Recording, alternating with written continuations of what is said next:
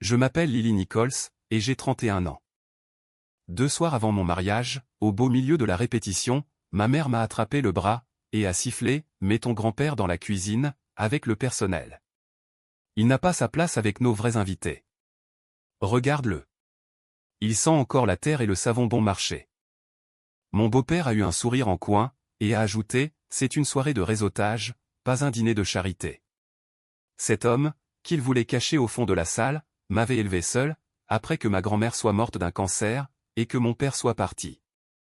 Il avait vendu tout ce qu'il possédait, pour que je puisse manger, et aller à l'école. J'ai regardé ma mère droit dans les yeux, et j'ai dit « Non, il s'assoit avec moi. » Ils ont quitté la répétition en trombe. Ce qu'ils ignoraient, c'est que la PDG de mon beau-père, cette femme dont il balançait le nom à chaque dîner, avait passé 27 ans à chercher désespérément une seule personne dans ce monde. Et ce soir-là, elle l'a enfin trouvé. Si vous avez déjà vu vos propres parents humilier la personne qui vous a véritablement élevé, laissez un commentaire, et racontez-moi ce qui s'est passé. Abonnez-vous, car cette histoire ne se termine pas là où mes parents le pensaient. Avant de vous raconter ce que la patronne de mon beau-père a dit, devant 138 personnes, vous devez comprendre qui est réellement mon grand-père. Pas celui que ma mère prétendait qu'il était. Pas celui que mon beau-père décrivait dans son dos. L'homme, le vrai. Il s'appelle Silas Whitford. Il a 80 ans. Il vit dans une maison avec 2 chambres, à la périphérie de Concord, dans le New Hampshire, un quartier où les boîtes aux lettres penchent encore légèrement, et où les tomates mûrissent toujours trop tard, en octobre. Pendant 25 ans, il a conduit un bus scolaire, le long du même itinéraire rural, portant la même veste bleu marine, tachée d'un café qui n'est jamais complètement parti. Il connaissait chaque enfant du trajet par son prénom. Il savait lesquels avaient un parent isolé travaillant de nuit, lesquels avaient besoin d'un paquet de biscuits supplémentaires en septembre, et lesquels pleuraient si le bus avait plus de 2 minutes de retard. Il n'a jamais mentionné tout cela à leurs parents. Il gardait simplement des biscuits sous son siège. J'ai emménagé dans sa maison, quand j'avais 3 ans. Ma grand-mère, Évangeline, venait de mourir d'un cancer du sein. Ma mère, Rosalyn, noyait son chagrin. C'était une responsable de cabinet médical, cumulant 2 emplois dans l'hôtellerie à côté. Un mariage qui partait déjà en lambeaux. Une enfant en bas âge, qui ne cessait de réclamer une femme dont elle se souvenait à peine. Mon grand-père a conduit son pick-up jusqu'à Boston, un dimanche après-midi.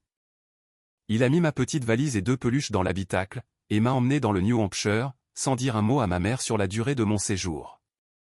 15 ans. En fin de compte, la maison sentait encore le gâteau aux épices de ma grand-mère, même si personne n'avait cuisiné depuis des mois. Il m'a accompagné jusqu'à une chambre, qu'il avait peinte de la couleur d'un abricot sec. Il a dit, « Tu vas rester avec ton grand-père, un moment. Ton grand-père va t'apprendre à faire pousser des choses. » Ma mère est rentrée à Boston, ce même soir. Elle ne m'a pas embrassé pour me dire au revoir. Et ce, pendant 15 ans. Il m'a appris à espacer les plants de tomates, pour que leurs racines ne se battent pas entre elles. Comment lire un horaire de bus, et plus tard, comment lire une fiche de soins palliatifs sans scier.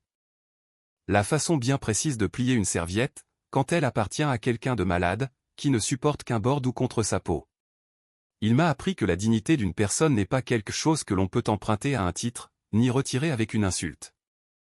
Il m'a enseigné tout cela, sans jamais appeler ça une leçon. Il ne s'est jamais remarié. Il n'a jamais pris de vacances. Il a continué à conduire ce bus, même pendant les hivers, quand ses mains le faisaient souffrir le matin. Une fois, quand j'avais 7 ans, je lui ai demandé si la ferme lui manquait, cette terre familiale que ma mère affirmait qu'il avait perdue. Il a posé son marteau, et a regardé le ciel pendant une longue minute, avant de répondre, « La ferme est partie avec ta grand-mère. » Il a ajouté, « Ton grand-père garde ce que ton grand-père peut garder. » J'avais 7 ans. Je n'ai pas compris cette phrase. Je ne la comprendrai que 24 ans plus tard. Il y avait une autre chose que je ne comprenais pas, à l'époque. Chaque mois d'octobre, sans faute, il se levait avant l'aube, et conduisait jusqu'au bureau de poste de Concord. Il portait une petite enveloppe Kraft, scellée et timbrée, il la glissait dans la fente, et rentrait chez lui en silence. Il ne m'a jamais dit ce qu'elle contenait. Il ne m'a jamais dit à qui elle était destinée. Une fois, quand j'avais 8 ans, je lui ai posé la question. Il est resté silencieux un long moment. Puis, il a dit, ton grand-père envoie un remerciement à une personne que ton grand-père ne connaît pas. C'est une affaire d'automne. L'automne garde ce que l'été oublie. J'ai hoché la tête, comme si je comprenais. Je ne comprenais pas. Les enfants posent rarement la question 2 fois. Quand j'ai eu 10 ans, il m'a donné quelque chose de petit. Il a déposé une broche en cuivre, en forme de feuille d'érable, dans la paume ouverte de ma main. Elle avait environ la taille d'une pièce de 25 cents, avec des nervures pressées à la main dans le métal. Aucune marque de fabricant, aucune brillance. Il y en a une autre exactement comme celle-ci, a-t-il dit. Ton grand-père envoie la même chaque année. Tu gardes celle-ci. Quand tu auras compris, tu sauras à qui la donner. Je l'ai mise dans une boîte en bois, dans le tiroir supérieur de ma commode. Je l'y ai gardée pendant 21 ans. Je pensais que c'était un souvenir. C'était une clé. Ma mère, pendant ce temps, se construisait une vie d'un tout autre genre, à Boston. Elle n'a raconté qu'une seule et unique histoire sur son père, durant les 27 années de mon existence. Elle la racontait lors des dîners de charité de Beacon Hill, lors des vernissages, lors de ses retraites de réseautage à Cambridge, où des femmes en blazer de lin se présentent par leur poste au conseil d'administration. Elle la racontait en servant du vin. Elle la racontait en ajustant des boutons de manchette. Elle la racontait à des inconnus, dont elle avait déjà oublié le nom. L'histoire allait ainsi, son père était un homme bon, mais le chagrin avait brisé quelque chose en lui, après la mort de sa mère. Il n'avait pas pu se reconstruire. Il avait perdu la ferme familiale. Certains hommes n'arrivent pas à s'en remettre. C'était le mythe fondateur de son ambition, la honte dont elle s'était extirpée, un comité après l'autre. J'ai entendu cette histoire si souvent, que je pourrais réciter les silences, la demi-seconde exacte où elle baissait la voix, pour prononcer le mot « chagrin ». L'inclinaison de son menton à la phrase « certains hommes n'y arrivent pas », je l'ai entendu peut-être 40 fois dans ma vie. J'y ai cru jusqu'à mes 30 ans. Mon erreur a été de penser qu'elle y croyait, elle aussi. Elle n'y croyait pas. Elle la gardait en vie, car elle correspondait à la femme qu'elle avait décidé de devenir. Elle a épousé mon beau-père, Winston Hallow, quand j'avais 20 ans. C'était en 2014, 12 ans après que mon père biologique nous ait quittés pour une femme à San Diego, et n'ait plus jamais envoyé la moindre carte d'anniversaire. Winston a 58 ans aujourd'hui, grand d'une manière qui présuppose que vous allez vous écarter pour le laisser passer. Il est associé, et directeur de l'exploitation chez Cordelia Biotech Venture, une firme de Cambridge qui gère environ 8,2 milliards d'euros, à travers 180 employés. Winston possède une maison de ville à Cambridge, un cottage à Nantucket, et une Patek Philippe, qu'il consulte comme d'autres hommes respirent. 3 mots le décrivent avec précision. Efficace, calibré, creux. Il a rencontré mon grand-père exactement une fois, à Thanksgiving en 2014, 4 mois après le mariage. Winston a serré la main de Silas pendant le nombre de secondes réglementaires, puis a dit, avec une chaleur simulée, le père de Rosalind, tout le plaisir est pour moi. Mon fils Everett et moi allons nous éclipser un instant, pour un appel. Nous n'en aurons pas pour longtemps. Ils ne sont revenus qu'après le repas. En 11 ans, Winston n'a jamais conduit les 140 km, de Cambridge à Concord, pour aller le voir. Pas une seule fois. Pas pour un anniversaire, pas pour une visite à l'hôpital, pas pour les funérailles d'un ami commun. C'est ainsi qu'un certain type d'homme fixe des limites, avec un calendrier. J'ai entendu le nom de Karen Blackwood pour la première fois, lors de ce même dîner. Winston l'a mentionné 3 fois avant le dessert. Elle était son associée directrice. Elle travaillait chez Cordelia depuis 2015. Dans la voiture, sur le chemin du retour vers Boston, il a dit une chose dont je me souviendrai des années plus tard. Karen remarque tout. Si elle vous apprécie, votre carrière décolle. Si elle ne vous aime pas, vous disparaissez. Elle est la seule raison pour laquelle nous comptons encore. Il disait cela tout en conduisant. Ma mère ne l'a pas contredit. Je travaille à l'Institut du cancer d'Anna-Farbey depuis 3 ans, en tant qu'assistante sociale en oncologie. Je m'assois avec les patients, dans les pires moments de leur vie. J'ai choisi ce métier parce que ma grand-mère a eu quelqu'un pour s'asseoir avec elle, et que je n'ai jamais oublié ce que cela signifiait. En 3 ans dans cet hôpital, je n'avais jamais entendu personne prononcer le nom de Cordelia, dans un contexte clinique. J'aurais peut-être dû, mais la recherche sur le cancer et le capital risque en biotechnologie ne partagent pas les mêmes couloirs. Et je n'ai pas pensé à chercher. Thanksgiving 2019. Ma mère a présenté Silas à un lobbyiste, qu'elle courtisait pour le conseil de son association à but non lucratif. Elle a dit, voici mon père. Il avait une ferme, autrefois. Au passé. Silas ne l'a pas corrigé. Il a fait la vaisselle tout seul, dans la cuisine, pendant 45 minutes. Quand je suis entré, il regardait le fond de l'évier, et il a dit doucement, certaines pièces n'ont pas été construites pour les vieux chauffeurs de bus. La cuisine, ce n'est pas si mal. J'aurais dû dire quelque chose ce soir-là. Je n'ai rien dit. La facture de ce silence est arrivée à échéance 6 ans plus tard. Owen Fairchild m'a demandé en mariage, en mars 2025. Il ne s'est pas mis à genoux. Il n'a pas engagé de photographe. Il m'a emmené au pont de Pell, dans le Rhode Island, un pont suspendu sur lequel son cabinet avait fait des travaux de conseil l'année précédente, et nous avons marché jusqu'au belvédère piétonnier, à l'heure dorée. Il faisait 5 degrés. Mes oreilles brûlaient. Il a dit, je veux passer chaque automne qu'il me reste avec toi. Est-ce que tu en as envie? J'ai répondu, oui. Il m'a offert une bague, qui était passée par 3 générations de femmes Fairchild. C'était de l'or fin, sans diamant, avec une fine marque de soudure à la base, là où son arrière-grand-mère l'avait fait redimensionner, pour l'adapter à sa main de travailleuse. Il a dit, cette bague est passée par 3 générations de femmes Fairchild. Et aucune d'entre elles n'a jamais été sans emploi. Je dis encore aux gens que c'est à ce moment précis, que j'ai su que j'allais l'épouser. J'ai appelé ma mère ce soir-là. Elle est restée silencieuse pendant 4 secondes. Puis elle a dit, il faut qu'on parle du lieu. 2 semaines plus tard, à l'hôtel Copley Plaza à Boston, elle a fait glisser une enveloppe sur la table basse. À l'intérieur, se trouvait un chèque de banque de 85 000 €, provenant de son compte fiduciaire personnel, ainsi qu'une feuille dactylographiée listant 11 prestataires, qu'elle avait déjà contactés dans les semaines précédant même l'annonce de mes fiançailles. Elle m'a souri, de la même façon dont elle sourit à ses donateurs. C'est un cadeau, ma chérie. Sans condition, a-t-elle affirmé. 3 secondes se sont écoulées.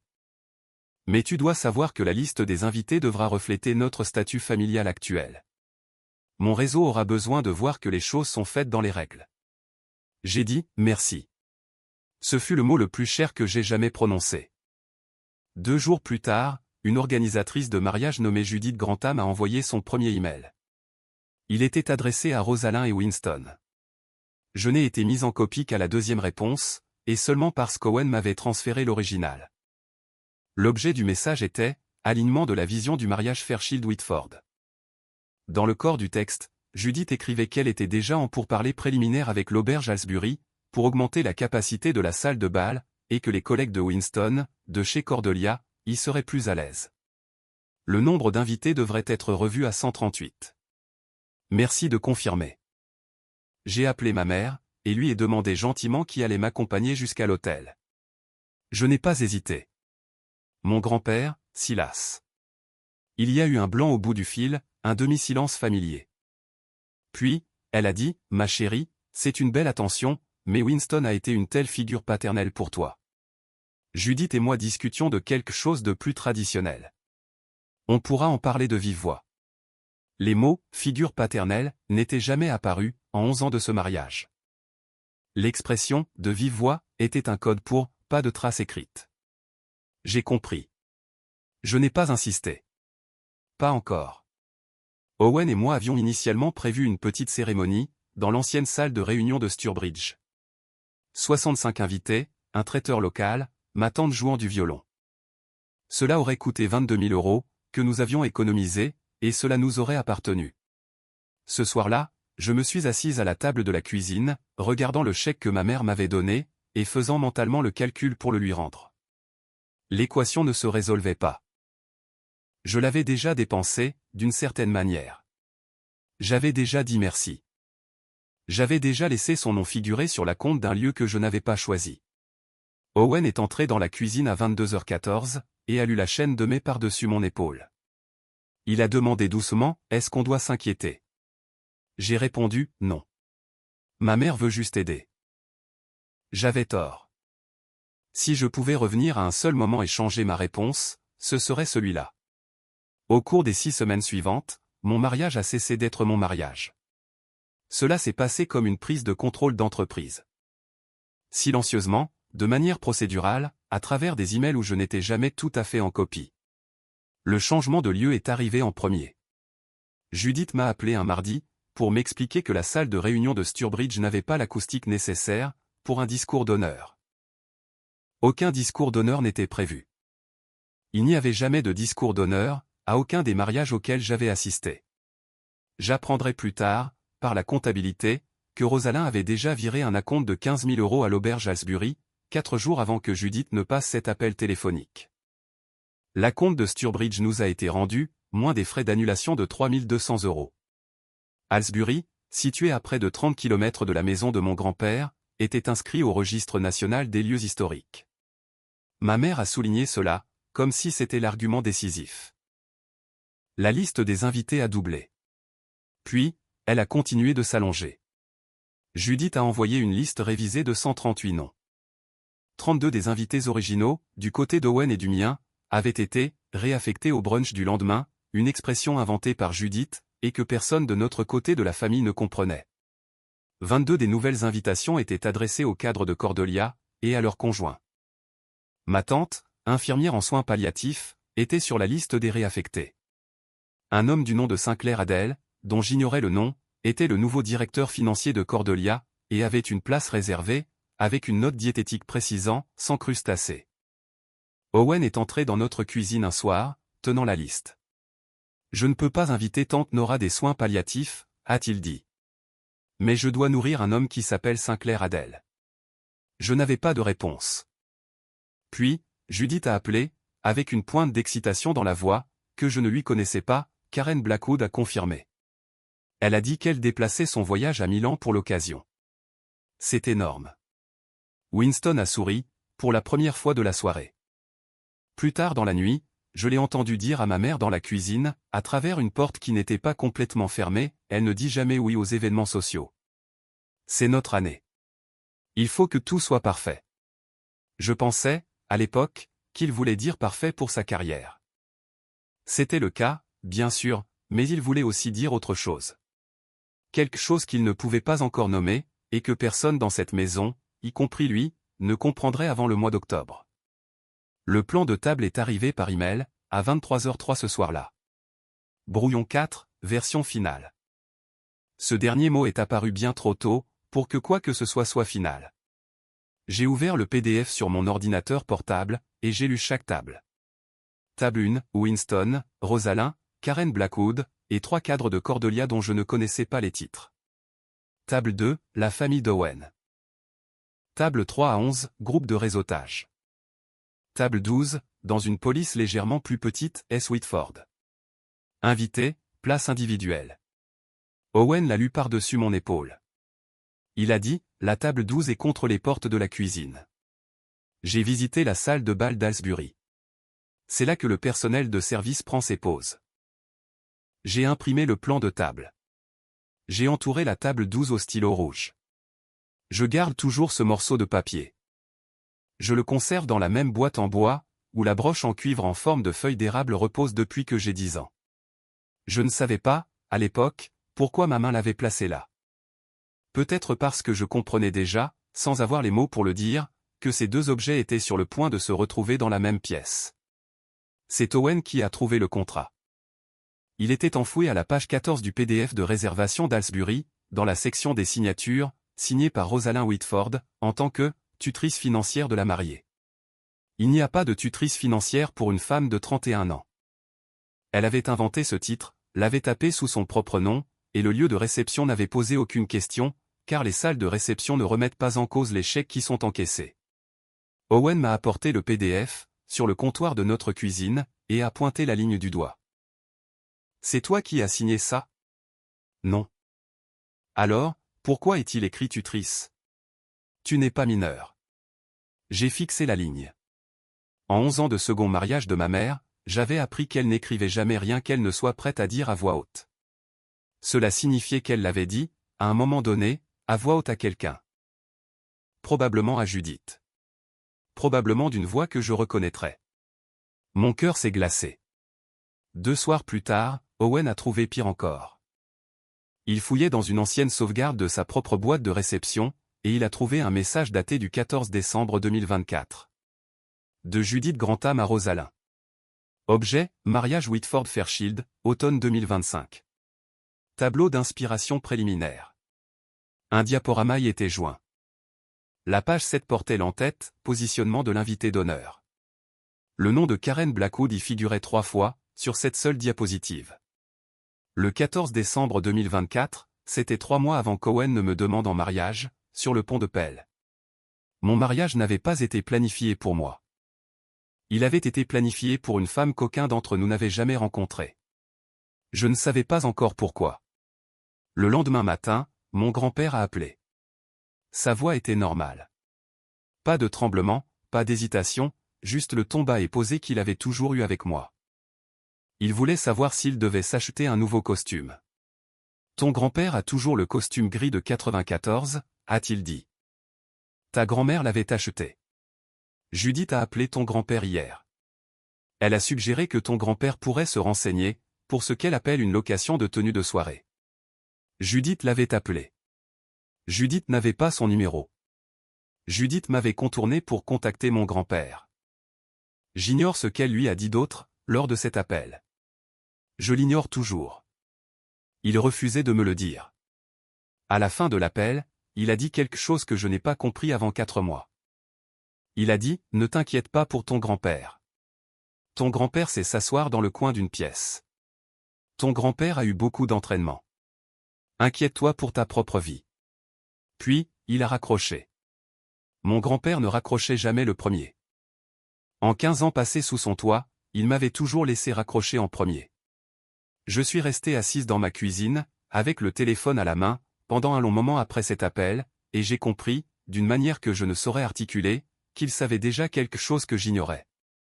Je ne savais pas ce qu'il savait, mais il le savait, et il était serein, de cette sérénité qui ne vient que lorsqu'un homme s'est préparé à quelque chose, depuis très longtemps. Owen et moi avons conduit jusqu'à Concord, le premier week-end d'août. Mon plan était simple. M'asseoir à la table de cuisine de mon grand-père, et lui dire la vérité sur le plan de table, la liste des invités, le lieu de réception. Je n'en ai pas eu l'occasion. Il nous a accueillis à la porte, avec un dîner qu'il avait lui-même préparé. Ricanement du poulet au beurre de pomme, la recette de ma grand-mère, tirée d'un carnet que je n'avais pas vu ouvert depuis 20 ans. Il a regardé Owen de l'autre côté de la table, et a dit, « Tu construis des ponts. C'est bien ça? Ton grand-père aime les ponts. Les ponts n'ont pas d'invités importants. Tout le monde utilise le même pont. » Owen n'a pas répondu tout de suite. Il observait mon grand-père de trop près, de la façon dont les gens observent, quand ils commencent à soupçonner quelque chose qu'ils n'ont pas encore la permission de savoir. Après le dîner, Owen est descendu au sous-sol pour chercher un outil. Il devait réparer la charnière de la porte du four, avant notre départ le matin. Il est remonté 1 heure plus tard, sans l'outil.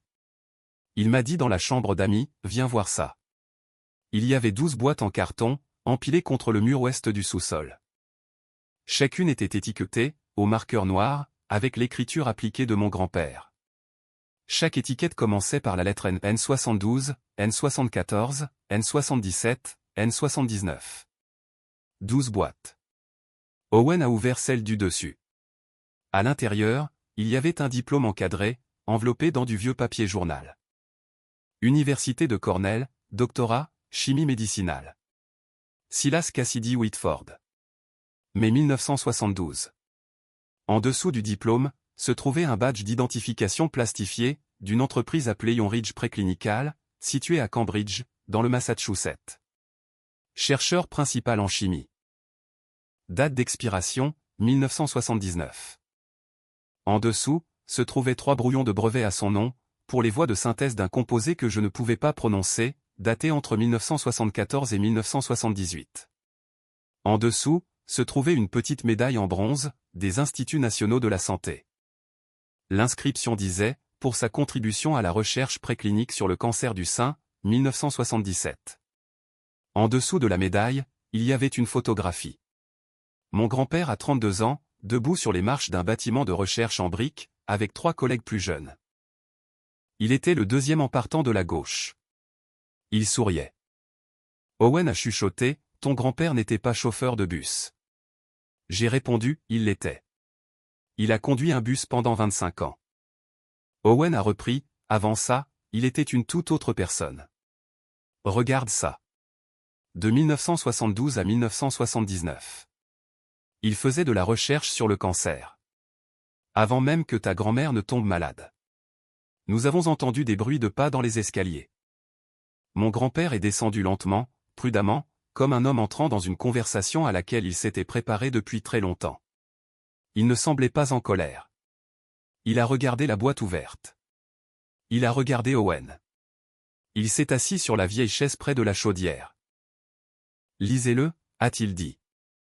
Lisez-le en entier. C'est l'histoire de votre grand-mère, plus que celle de votre grand-père. Owen a demandé, pourquoi avez-vous vendu la ferme? Mon grand-père a regardé la médaille dans la main d'Owen, pendant un long moment.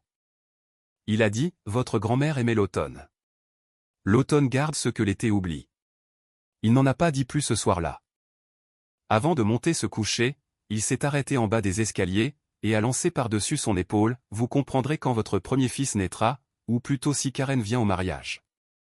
Owen s'est figé sur le sol du sous-sol. Moi aussi. Le lendemain matin, à 6 heures, je me suis réveillé pour trouver mon grand-père à la table de la cuisine, scellant une enveloppe Kraft. On était en août.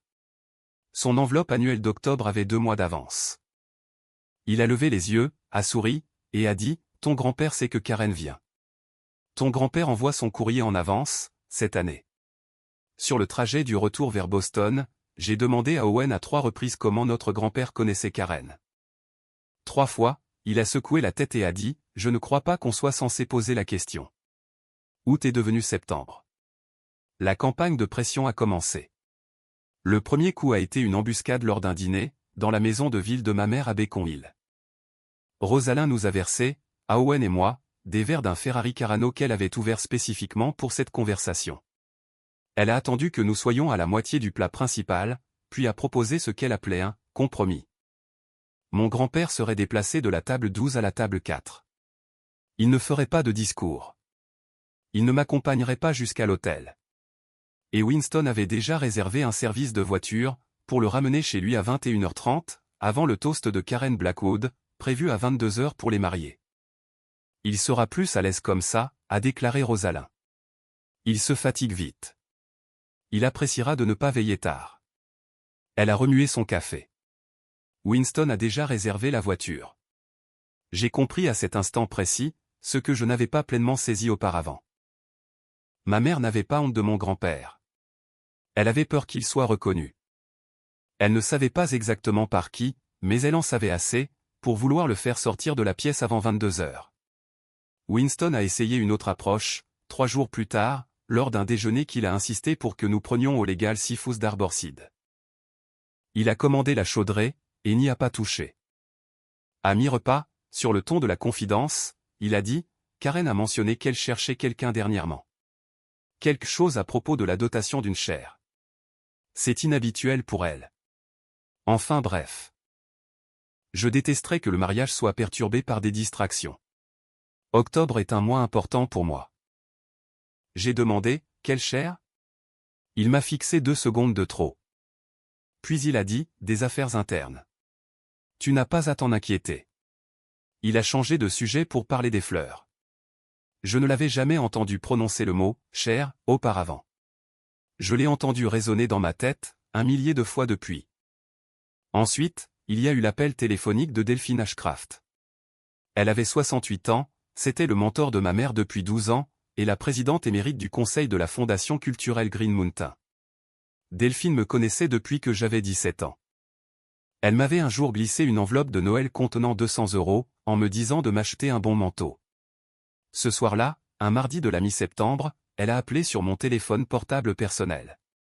Elle a parlé pendant 19 minutes. Elle ne m'a pas posé une seule question. Elle a déclaré, ta mère a été tellement patiente avec lui, mais il arrive un moment où nous devons tous faire place à la génération future. Tu comprends? Le vote pour la présidence de Rosalind a lieu le mois prochain. Il serait dommage que quoi que ce soit vienne compliquer cela. Elle a raccroché la première. Cette nuit-là, à 2h du matin, je me suis assise dans notre cuisine, mon téléphone à la main. J'ai failli appeler ma mère. J'ai failli dire oui pour la table 4. Owen s'est réveillé, est entré dans la cuisine sans me demander pourquoi j'étais debout, et s'est assis en face de moi. Il a posé une tasse de camomille devant moi. Il n'a pas parlé pendant 4 minutes. Ensuite, il n'a dit qu'une chose, je t'épouserai à la mairie, si tu veux. Je n'ai pas besoin de ce mariage. Tu as besoin de toi. J'ai éteint mon téléphone. Je n'ai pas appelé ma mère. Je suis restée assise là, et j'ai commencé à compter. Pas les invités, pas les tables. J'ai compté les années que mon grand-père m'avait données. Le chiffre était 15. C'était le seul chiffre dont j'avais besoin. Si vous avez déjà vu un membre de votre famille être discrètement effacé d'un événement qui aurait dû lui appartenir, abonnez-vous, car ce qui se passe ensuite n'est pas ce que vous croyez. Et je vais avoir besoin que vous restiez avec moi jusqu'au bout. Mercredi 1er octobre 2025, 2 soirs avant mon mariage. La répétition à l'auberge Halsbury était prévue à 17 h, suivie d'un dîner de répétition dans la salle à manger privée de l'auberge, pour les 42 membres les plus proches de la famille, et les témoins. Mon grand-père est arrivé en taxi depuis Concorde. Rosalind avait refusé d'envoyer une voiture, un détail que Judith n'a pas jugé utile de contourner. Il est entré dans le hall d'accueil dans son costume gris, celui que ma grand-mère lui avait acheté au sous-sol de Philénès en 1994, pour 89 €. Il l'avait fait légèrement retoucher en 2023, pour qu'il tombe correctement sur des épaules qui s'étaient affaissées au fil des décennies. Il s'est tenu dans l'entrée en marbre, et a regardé le plafond à caisson pendant un instant. « Ta grand-mère aurait détesté cet endroit, a-t-il dit. Elle aimait les petites chapelles. Mais ton grand-père n'est pas venu ici pour le plafond. J'ai remarqué qu'il touchait la poche de son revers. Il l'a touché à nouveau en entrant dans la salle de bal. J'ignorais à ce moment-là que la broche en cuivre était déjà à l'intérieur. Il vérifiait discrètement qu'elle n'était pas tombée. Judith a expliqué le déroulement de la cérémonie à notre groupe. Mon grand-père a été placé à la fin du cortège. Elle a répété à plusieurs reprises, juste pour ce soir. J'ai jeté un coup d'œil au plan de table sur son porte-bloc, et j'ai vu que Silas avait été replacé à la table 12, contre la porte de la cuisine, malgré ma demande écrite de la semaine précédente pour la table 4. J'ai dit doucement, j'avais demandé la table 4. Judith a répondu, Rosalind l'a modifié cet après-midi. Elle a dit que vous comprendriez en voyant l'agencement. J'ai cherché ma mère. Elle tenait 2 coupes de champagne, riant avec un homme que je ne connaissais pas, debout à côté de Winston dans un halo de lumière de lustre. C'est à ce moment-là que c'est arrivé. Elle m'a vu approcher. Elle s'est excusée. Elle s'est dirigée vers moi. Elle m'a attrapé le bras plus fort que nécessaire, assez fort pour que je retrouve 4 petits croissants laissés par ses ongles le lendemain matin, et m'a tiré dans le couloir de service, près de l'entrée de la cuisine. Winston l'a suivi. Il souriait de ce petit sourire privé que je finirais par comprendre, plus tard, comme étant son sourire lorsqu'il pensait gagner. Ma mère a baissé la voix. Ce n'était pas un murmure. C'était un sifflement. Mets ton grand-père dans la cuisine, avec le personnel. Il n'a pas sa place avec nos vrais invités. Regarde-le. Il sent encore la terre et le savon bon marché. Winston s'est rapproché, et a ajouté d'une voix presque douce, c'est une soirée de réseautage, pas un dîner de charité. Je n'ai pas répondu. Je ne pouvais pas répondre. La porte de la cuisine était ouverte derrière eux, je pouvais sentir le beurre et les herbes fraîches, et entendre le grésillement de quelque chose dans une poêle. Et je pouvais voir, derrière l'épaule gauche de ma mère, que mon grand-père était sorti des toilettes pour hommes, dans le couloir. Il avait marché les 3 mètres qui le séparaient de l'entrée du corridor. Il avait tout entendu. Ses mains étaient dans les poches de son costume. Son visage n'a pas changé. Il attendait. Ma mère ignorait qu'il était là. Winston le savait. Winston n'a rien dit. J'ai regardé ma mère. J'ai dit, non, il s'assoit avec moi. Elle a commencé à protester. Mon grand-père a pris la parole en premier. Sa voix était calme. Rosalind, tu as dit à ta fille de regarder son père. Ton père est là. Ton père te regarde. Elle s'est retournée. La coupe de champagne a glissé de ses doigts, avant même qu'elle ne le voie complètement. Elle s'est fracassée contre le carrelage, en formant un arc de cercle sur ses chaussures. Winston a reculé d'un pas. Il a mis ses mains dans les poches de son smoking, et les y a laissées. La bouche de ma mère s'est ouverte. Aucun son n'en est sorti. 48 ans de langage maîtrisé, et elle n'avait aucun script pour la situation dans laquelle elle se trouvait. Je me suis interposé entre eux. Je n'ai pas élevé la voix. 5 personnes dans le couloir ont cessé de parler. Judith se tenait au bout du hall, son porte-bloc en l'air.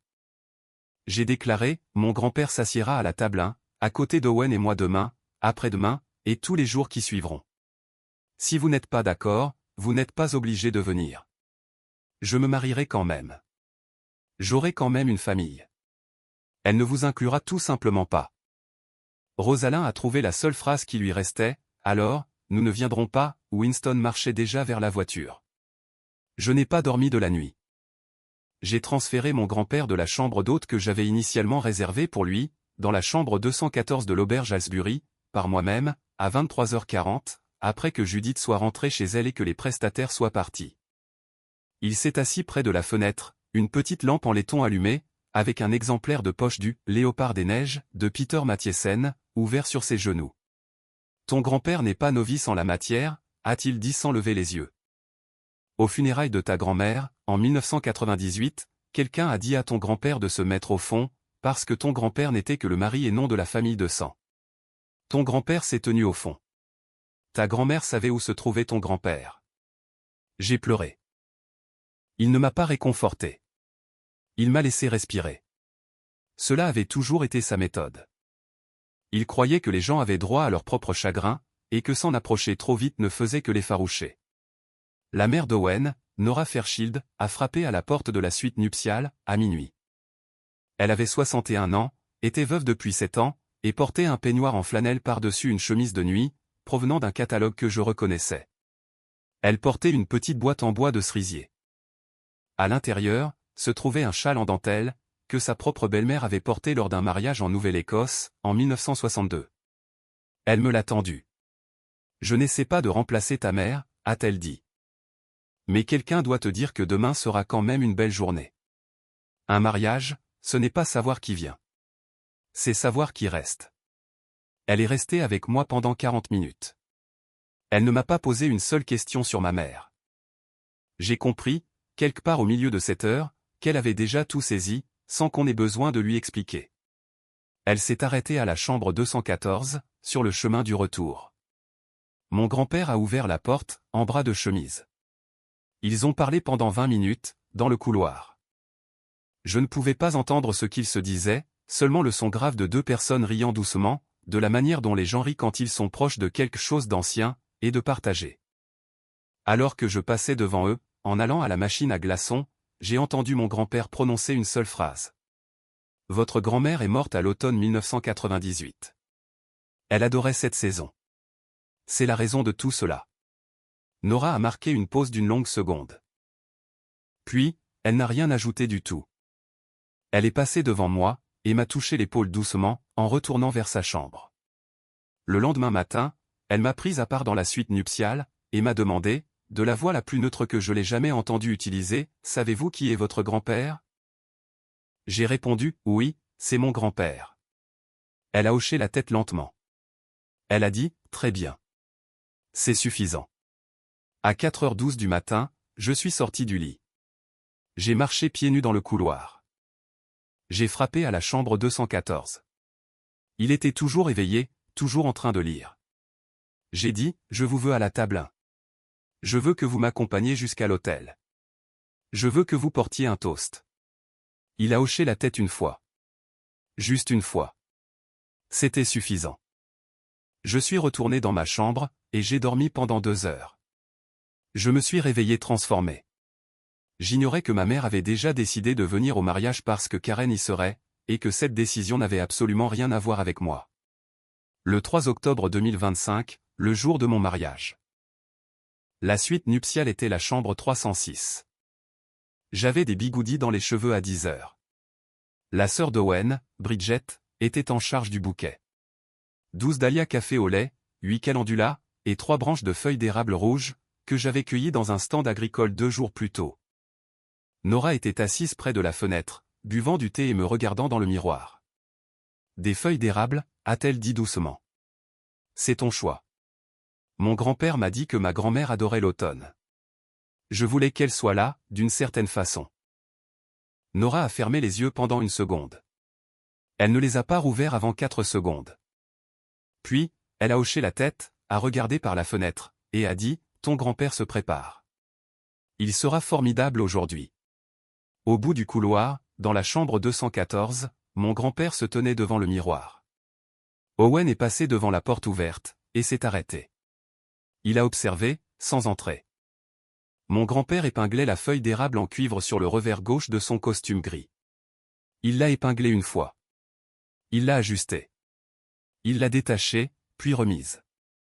Il l'a détachée encore une fois. Puis, il s'est arrêté. Il a posé ses mains sur la commode. Il a regardé son propre visage dans le miroir. Evie, a-t-il dit doucement. Il parlait à ma grand-mère, morte depuis 27 ans. Tu me vois aujourd'hui. Tu sais que j'ai essayé. Owen n'est pas entré. Il est resté à 1 mètre de l'encadrement de cette porte, pendant 5 minutes, sans parler. Il m'a confié plus tard, des mois plus tard, que c'était la première fois qu'il voyait un homme dire à sa femme qu'il avait fait de son mieux, dans un langage qu'elle seule pourrait jamais entendre. À 14h04, on a frappé à la porte de la suite nuptiale. Rosalind était dans le couloir. Derrière elle, Winston se tenait en smoking noir, les mains vides. Elle portait une nouvelle robe bleu marine Oscar de la Renta. « Tu es ravissante, ma chérie », a-t-elle déclaré. Sa voix était presque normale. Winston et moi avons décidé de venir, finalement. Il nous semblait. Elle a prolongé la pause trop longtemps. Approprié, vu l'importance du jour, et la liste des invités. Je n'avais aucune réponse sensée à lui offrir. Nora s'est levée de sa chaise près de la fenêtre. Elle a dit froidement, « Nous sommes heureux que vous soyez venus. » Ce fut la dernière chose gentille que Nora dirait jamais à ma mère. Elle n'a plus regardé Rosalind, du reste de la soirée. La cérémonie s'est tenue à 16h30, dans la petite chapelle de l'auberge Halsbury. 62 chaises en chêne, la lumière des bougies, un violoncelliste du lycée de Concord nommé Adlia, qui jouait l'air sur la corde de sol de Bach, tandis que je m'avançais au bras de mon grand-père. Il n'a pas pleuré. Il a souri. À mi-chemin de l'allée, il a chuchoté, sans tourner la tête, « Ta grand-mère nous regarde, ma grande. Elle aime les fleurs que tu as choisies. » J'ai épousé Owen à 16h52. 3 heures plus tard, une femme à qui je n'avais jamais parlé, allait traverser une salle de bal, et mettre fin à la vie de ma mère, telle qu'elle l'avait construite. La réception a commencé à 18h, dans la grande salle de bal. Le décor était rouille et or. L'esthétique de Judith, pas la mienne. L'heure du cocktail s'est déroulée de 17h15 à 18h. Karen Blackwood n'était pas encore présente. Winston a vérifié son téléphone 6 fois, en 20 minutes. Rosalind, près de la fontaine de champagne, essayait très fort d'avoir l'air de s'ennuyer. Il est 18h, a dit Winston, sans la regarder. Son vol a-t-il été retardé? Son vol est arrivé à 15h15, a répondu Rosalind. Elle choisit son moment. À 18h15, Karen Blackwood est entrée seule dans la salle de bal. Elle avait 62 ans, les cheveux blonds argentés, petite, peut-être un M62 avec des talons. Elle ricanement portait une robe descendant jusqu'au sol, de la couleur exacte d'une feuille d'érable lors de la 2e semaine d'octobre. Elle ne portait aucun bijou, à l'exception d'un fin collier en platine. Elle n'avait pas de pochette. Elle balayait la pièce du regard, de la manière dont une femme balaye une pièce lorsqu'elle cherche quelqu'un depuis très longtemps, et ne veut pas être vue en train de le faire. Winston s'est dirigé vers elle, comme un homme traverse une pièce pour un entretien d'embauche. « Karen, merci infiniment d'être venue. » Winston, a-t-elle dit. Elle ne l'a pas regardé en parlant. « Félicitations à votre famille. » Elle a commandé un whisky au barman. Sec, pas de champagne. Winston a reculé d'un pas. Elle s'est tenue près d'une petite table ronde, la table 8, et a tenu une conversation polie avec le directeur financier de Cordelia. Elle balayait la pièce du regard, par de lents arcs de cercle. Winston l'ignorait, mais ses recherches suivaient un schéma. Elle cherchait, sans connaître son visage, un homme approchant les 80 ans, avec des mains burinées, portant très probablement un costume plus vieux que sa propre carrière. Owen et moi nous sommes assis à la table 1. Mon grand-père s'est assis à ma gauche. Depuis l'autre bout de la salle de bal, Karen a jeté un regard au-delà de notre table. Puis, elle a regardé de nouveau. Ses yeux ne se sont pas posés sur moi. Ils ne se sont pas posés sur Owen. Ils se sont posés, très brièvement, sur la petite feuille de cuivre fixée au revers de mon grand-père. Elle a posé son verre de whisky sur la nappe. Elle est restée dans cette posture pendant une seconde entière. Ensuite, elle a commencé à marcher. Elle marchait lentement, plus lentement en fait que n'importe quelle femme traversant une salle de bal dans une robe à 5000 € n'avait le droit de marcher. Elle marchait comme si elle comptait ses propres pas. Le directeur financier avec qui elle parlait, a hésité au milieu d'une phrase, et ne l'a pas terminée. Les tables qu'elle dépassait, devenaient silencieuses les unes après les autres. La table 6, silencieuse. La table 5, silencieuse. La table 4, silencieuse. Elle a passé la table 4 sans ralentir. À la table 3, Rosalind s'est levée de son siège, sa coupe de champagne penchée entre ses doigts. Elle a prononcé le nom de Karen, doucement, avec incertitude, avec espoir, de la manière dont une hôtesse prononce le nom d'une invitée d'honneur qui vient enfin d'arriver. Karen ne s'est pas arrêtée. Winston est apparu rapidement au bord de l'allée, entre les tables.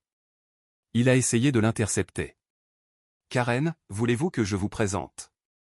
Elle n'a pas tourné la tête. Elle a répondu, sans le regarder, « Pas maintenant, Winston. » Il s'est arrêté au milieu de l'allée. Il est resté planté là. Il ne l'a pas suivi. Elle a continué à marcher. Je me suis levé. Je ne savais pas pourquoi je me levais.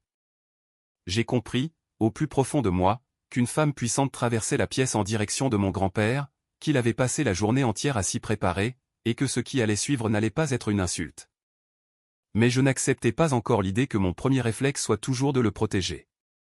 J'étais encore prisonnière de la mémoire musculaire la plus profonde de ma vie, la petite enfant, dans la cuisine de son grand-père, apprenant à protéger un vieil homme, d'une pièce où on lui avait dit qu'il n'avait pas sa place. Il m'a touché l'épaule légèrement. Il m'a dit tout bas, pour que je sois la seule à l'entendre, « Assieds-toi, ma grande. » Elle n'est pas là pour faire ça. Elle est là pour dire merci. Je me suis assise. Karen s'est arrêtée à 1 mètre devant lui. Elle a d'abord regardé la broche sur son revers. Ensuite, elle a regardé son visage. Elle n'a pas cligné des yeux. Elle a semblé s'arrêter de respirer, pendant 4 longues secondes. Elle a maintenu sa posture. Mon grand-père n'a pas parlé. Il lui a accordé ces 4 secondes. Il accordait leurs 4 secondes aux gens depuis 80 ans. Quelque part dans la pièce, la violoncelliste s'est arrêtée de jouer. Personne ne le lui avait demandé. La voix de Karen, quand elle a résonné, était grave et rauque, suggérant qu'elle portait cette phrase depuis une décennie, et qu'elle ne l'avait jamais dite à voix haute, à la personne à qui elle était destinée. Elle a prononcé 4 mots. « C'est vous, la chair. » Mon grand-père n'a pas répondu. Il a incliné la tête, une fois. C'était discret. C'était presque invisible. C'était le geste d'un homme qui était interpellé par son vrai titre, pour la première fois en 27 ans. Karen s'est avancée. Elle a passé ses 2 bras autour de lui. Elle l'a serré contre elle pendant 11 secondes. Ce n'était pas l'étreinte d'une collègue, d'une cliente, ou d'une hôtesse. C'était l'étreinte d'une femme qui avait passé une décennie à pleurer une dette qu'elle ne pouvait pas rembourser, et qui venait, de façon inattendue, de rencontrer l'homme qu'elle aurait voulu remercier aux funérailles de son mari. Elle le serrait comme une fille serre un père qu'elle n'a pas pu joindre. Derrière moi, j'ai entendu le bruit d'un verre qui se fracassait sur le sol. Je n'ai pas eu besoin de me retourner, pour savoir que c'était celui de ma mère. Personne n'a bougé pour le ramasser.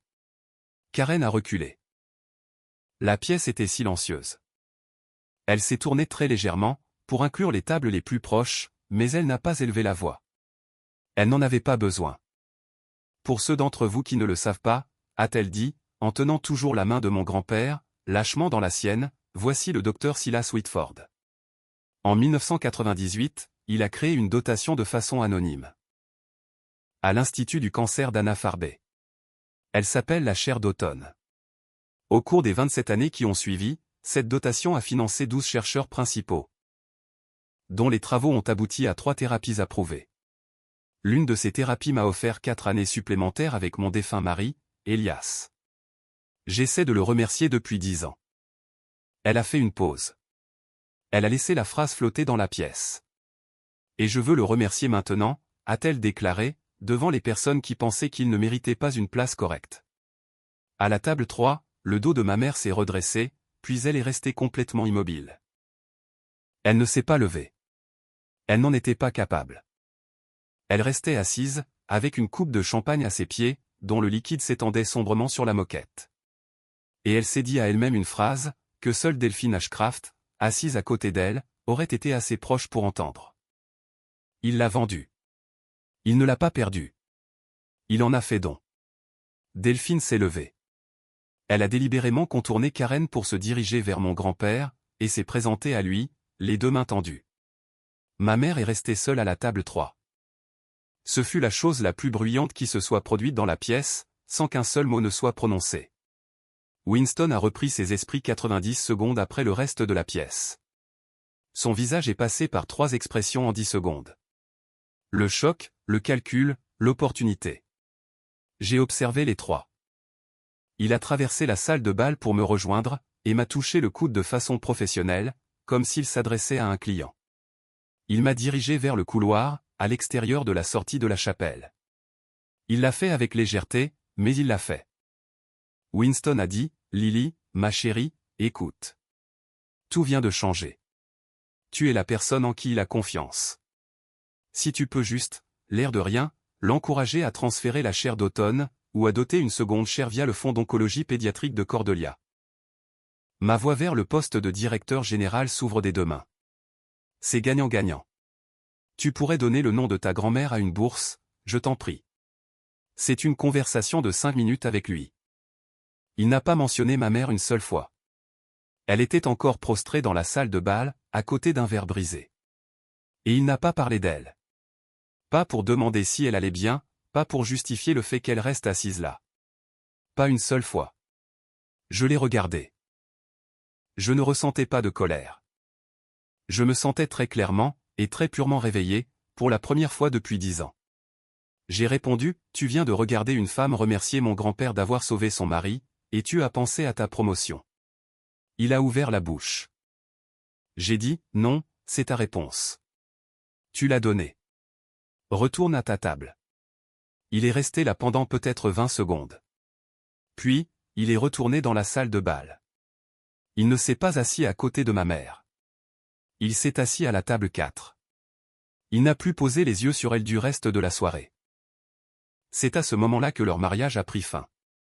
Pas sur le papier. Aucun d'eux ne demanderait le divorce.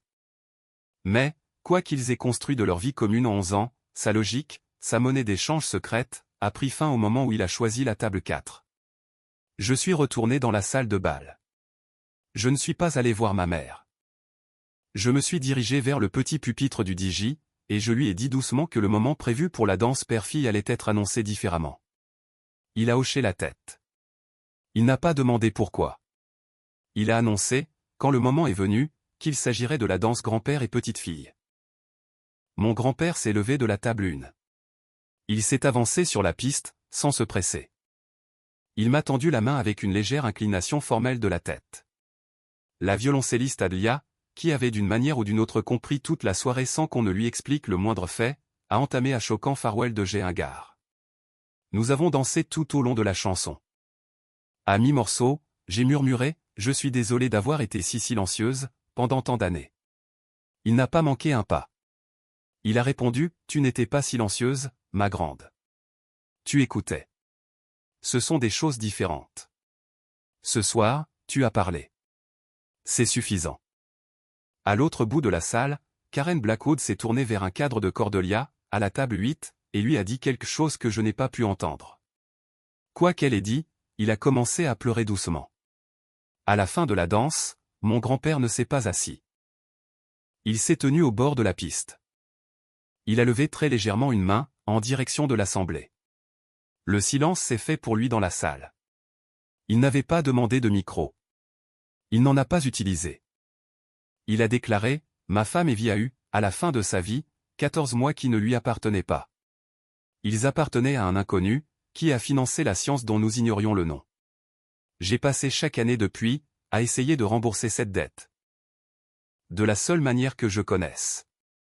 Si vous voulez honorer ma femme ce soir, n'honorez pas son mari. Honorez les femmes que vous ne connaissez pas. Les grands-mères qui n'ont pas encore été sauvées, ou qui n'ont pas encore été remerciées. L'automne garde ce que l'été oublie. Ma femme savait cela. Mieux que moi. Merci. 6 tables se sont levées pour applaudir. Nora Fairchild s'est levée la première. Karen s'est levée la deuxième. Owen m'a serré la main assez fort pour y laisser une marque. Ma mère ne s'est pas levée. Elle n'a pas levé la tête, qu'elle gardait baissée vers la tache de champagne. Mon grand-père est retourné à la table 1. Il s'est arrêté devant moi. Il a détaché la feuille d'érable en cuivre de son revers. Il me l'a tendue, sur la paume de sa main. C'est pour toi, a-t-il dit. Ta grand-mère voudrait que ce soit toi, la prochaine. Pas pour rembourser qui que ce soit.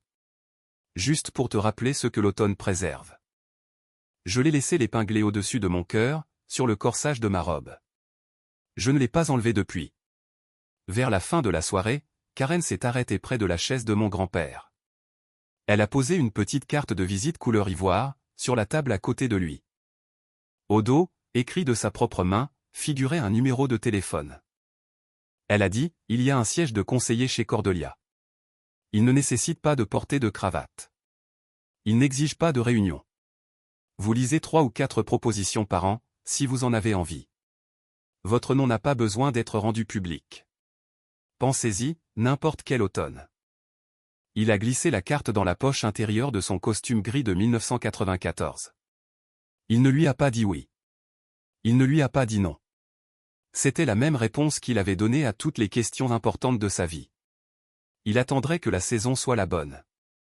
Si cette histoire a touché quelque chose en vous, le grand-parent qui vous a élevé, le parent qui ne pouvait pas le voir, la personne discrète que vous apprenez encore à protéger, laissez un cœur dans les commentaires ci-dessous. C'est tout. Juste un cœur. Je comprendrai. Et abonnez-vous, parce qu'il y a une lettre que je n'ai pas encore ouverte, et j'ignore si mon grand-père le fera un jour. Les 3 semaines qui ont suivi le mariage ont été plutôt calmes. Owen et moi sommes rentrés dans notre appartement à Boston. Ma mère m'a appelé 11 fois en 21 jours. Je n'ai pas répondu. Le 22e jour, le 22 octobre, un communiqué de presse est apparu sur le site de Cordelia Biotech Venture.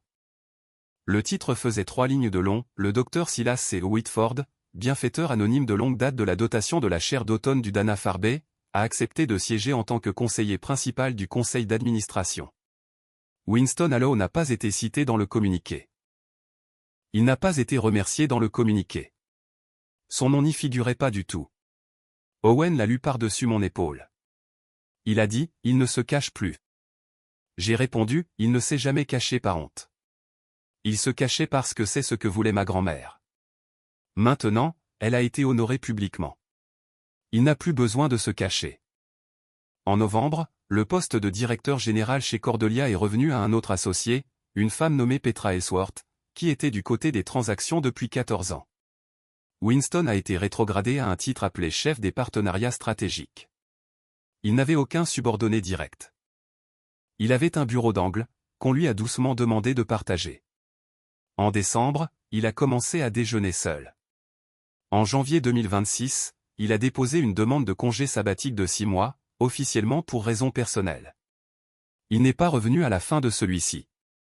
Le 24 novembre 2025, la Fondation culturelle Green Mountain a tenu son élection pour la présidence du conseil.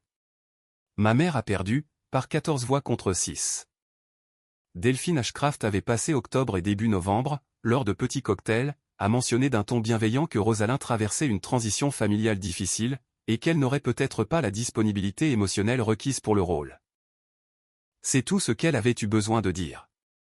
Ma mère n'a pas assisté à la réunion. Elle a appris le résultat par un email de la secrétaire du conseil d'administration, à 15h41, qu'elle a lu seule dans un café à Beacon Hill. Ce soir-là, elle m'a appelé. Sa voix était différente. Plus calme, presque honnête. Elle a dit, « Tu sais que tout ce que j'ai raconté sur lui pendant 27 ans était faux. » Je sais. Tu n'as pas besoin de me le dire. Je n'ai pas répondu à cela. J'ai simplement dit, je suis contente que tu le saches. Elle a raccroché avant moi. C'était la première fois de ma vie que je la laissais raccrocher avant moi. Ce n'était pas une punition. C'était une frontière. Elle ne s'était encore jamais heurtée à une frontière venant de moi. À la fin du mois de février 2026, une enveloppe Kraft est arrivée à la maison de mon grand-père, à Concors. Une enveloppe de la même taille que celle qu'il postait chaque mois d'octobre depuis 27 ans. Un format standard 15x23 cm, acheté en papeterie. L'adresse de l'expéditeur était la maison de ville de ma mère, à Béconville. À l'intérieur, il y avait 8 pages écrites de la main de ma mère, sur du papier jaune à en-tête juridique, recto et verso. Pas des excuses. Ma mère n'a jamais été capable d'écrire des excuses. Elle a écrit quelque chose de mieux, et de plus difficile. Elle a rédigé, sur 8 pages, l'histoire entière de la façon dont elle avait passé sa vie à le fuir, et comment elle avait passé son temps à devenir l'exact opposé de tout ce qu'il avait toujours été. Elle a signé « Rosie ». C'était le surnom d'enfance que ma grand-mère lui avait donné, à l'âge de 3 ans. Elle ne l'avait pas utilisé depuis 40 ans. J'étais là quand il l'a reçu, fin mars. Il était dans la cuisine. Il a tenu l'enveloppe à 2 mains, pendant un long moment. Puis, il l'a posée sur la table en pin, non ouverte. Il m'a regardé, sans la moindre once de détresse dans les yeux. Il a dit, « Ton grand-père la lira, quand ton grand-père sera prêt. Peut-être la semaine prochaine. Peut-être l'automne prochain. Peut-être jamais. C'est pas grave, ma grande. Toutes les lettres n'ont pas besoin d'une réponse, pour valoir la peine d'être écrites. » Il m'a tendu l'enveloppe. Il me disait, sans avoir à le formuler, que je pouvais la lire, si j'en avais envie. Je ne l'ai pas lue. Elle ne m'appartenait pas. Avril. Aujourd'hui, mon grand-père a 81 ans. Les tomates qu'il a plantées commencent déjà à pointer. Des Cherokee Purple, la variété que ma grand-mère aimait. Owen et moi avons conduit jusqu'à Concors, le week-end dernier. Je me suis agenouillé dans la terre, à côté de mon grand-père, pendant qu'il éclaircissait les semis. La broche en cuivre en forme de feuille d'érable était accrochée sur le devant de mon gilet, au-dessus de mon cœur, là où je la porte tous les jours depuis octobre. Ta grand-mère va aimer cette année, a-t-il dit sans lever les yeux. Il pressait une graine dans la terre. Bonne terre, bonne graine. Tu entends? L'automne garde ce que l'été oublie. Ma grand-mère a appris ça à mon grand-père. Mon grand-père me l'a appris. Je comprends maintenant ce que cela signifie. Toutes les promesses n'ont pas besoin d'être tenues. Seulement celles qui valent la peine d'être rappelées. Mon grand-père a 81 ans. Il attend encore des lettres de personnes qui ont oublié.